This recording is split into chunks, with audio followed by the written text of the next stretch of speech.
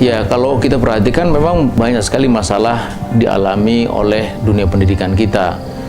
Dari soal tawuran, ya, kenakalan remaja, seks bebas, penyalahgunaan narkoba dan sebagainya.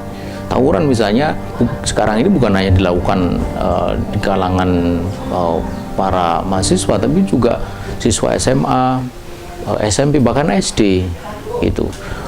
Seks bebas juga dilakukan oleh semua, yang sebagiannya berakibat hamil di luar nikah dan sebagiannya lagi terpaksa harus melakukan aborsi. Karena itu maka aborsi di Indonesia ini di kalangan remaja itu sangat tinggi. Disebut-sebut lebih dari 2,5 juta kasus aborsi di Indonesia. Itu yang tercatat. Yang tidak tercatat konon lebih besar lagi, oleh karena memang ini fenomena seperti gunung es itu. Kemudian penyalahgunaan narkoba kita tahu sekarang ini juga merambah di kalangan pelajar, dengan korban yang disebut-sebut oleh BNN itu setiap hari lebih dari 50 orang meninggal dunia gitu. Jadi kita lihat memang dunia pendidikan ini sangat memprihatinkan.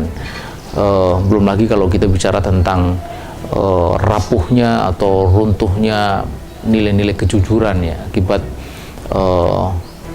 kejar target untuk kelulusan ujian nasional. Tidak jarang sekolah, guru itu mengajari murid untuk melakukan kecurangan. Jadi bagaimana mungkin ini disebut sebagai ujian kalau jawabannya sudah diberikan kepada siswa gitu. Jadi ini tentu sangat memprihatinkan. Iya. Nah, saya melihat semua problem tadi itu berpangkal pada beberapa hal. Yang pertama adalah tentu saja lemahnya kurikulum dan sistem pendidikan dan kurikulum. Kemudian yang kedua, kelemahan pada guru sebagai aktor utama dalam pendidikan. Kemudian yang ketiga adalah kelemahan pada apa yang disebut school culture atau budaya sekolah itu. Seperti tadi disebut rapuhnya kejujuran dan sebagainya, itu kan sebenarnya bagian dari budaya sekolah. Kemudian yang keempat adalah lingkungan yang tidak kondusif, masyarakat yang hedonistik, yang materialistik, yang westernistik, yang sekularistik, itu menambah beban bagi terbentuknya sebuah pendidikan yang baik di sekolah itu. Dan yang utama tentu saja adalah politik pendidikan yang memang tidak jelas, itu dalam arti bahwa sebenarnya pendidikan kita ini mau mengarah kemana gitu, dengan basis filosofis seperti apa. Itu yang saya kira sampai ini hari itu tidak cukup jelas. Memang di dalam undang-undang pendidikan disebutkan bahwa tujuan pendidikan itu untuk manusia yang bertakwa dan sebagainya, tetapi dalam pengertian apa tujuan itu dibuat dan sebagainya itu sampai sekarang tidak cukup jelas itu. Nah, saya kira itulah beberapa faktor yang membuat akhirnya pendidikan kita ini seperti berjalan tanpa arah. Kalaupun ada arah, itu lebih bersifat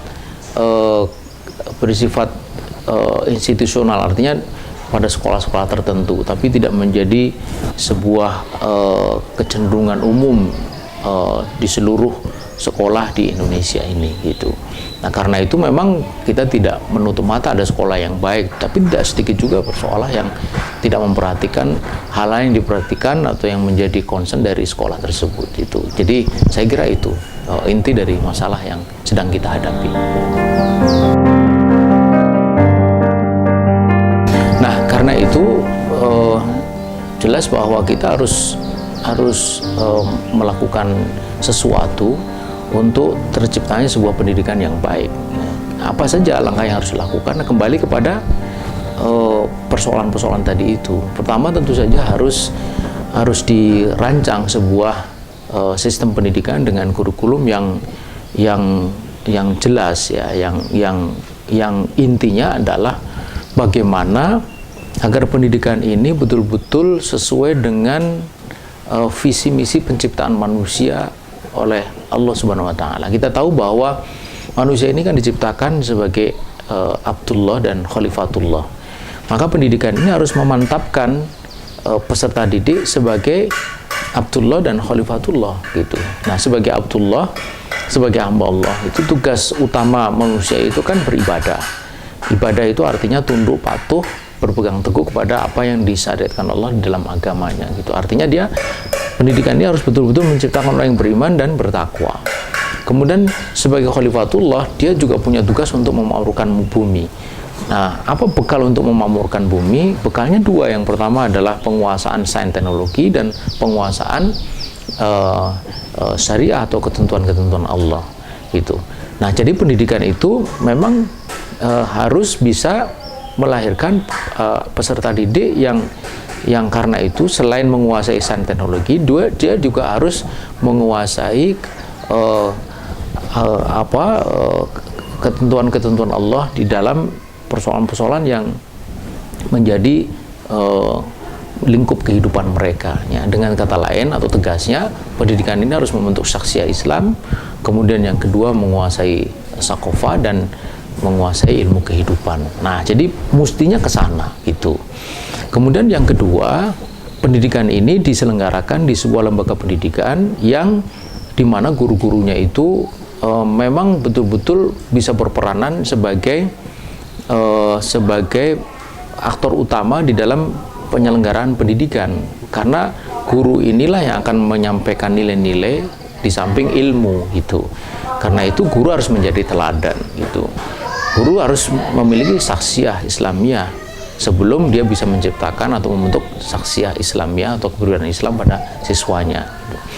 Kemudian yang ketiga, di dalam sekolah yang baik itu harus tercipta budaya sekolah yang baik, seperti budaya kejujuran, budaya menghormati yang tua, saling bersaudara, kemudian ketaatan kepada syariah, lalu tata pergaulan yang baik antara siswa perempuan dan siswa laki-laki dan seterusnya, sehingga tidak ada sekolah itu justru menjadi medium untuk terciptanya pergaulan bebas gitu.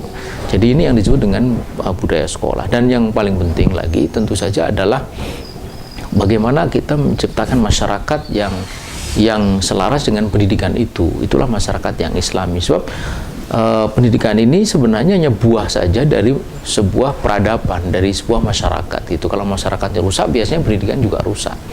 Nah, karena itulah maka kita tidak hanya cukup menciptakan sebuah lembaga pendidikan atau penanganan pada sektor pendidikan, tapi juga harus bergerak bagi terciptanya sebuah tatanan kehidupan, sebuah peradaban yang dari sana terbentuk diantaranya adalah pendidikan yang baik, selain ekonomi yang baik, politik yang baik, dan segala macam gitu. Disitulah saya kira relevansi dari perjuangan bagi penegakan syariah dan khilafah, karena pendidikan yang baik itu hanya akan mungkin di dalam sebuah masyarakat yang baik gitu. Bukan hanya sekedar satu aspek saja, tapi juga menyangkut seluruh aspek kehidupan.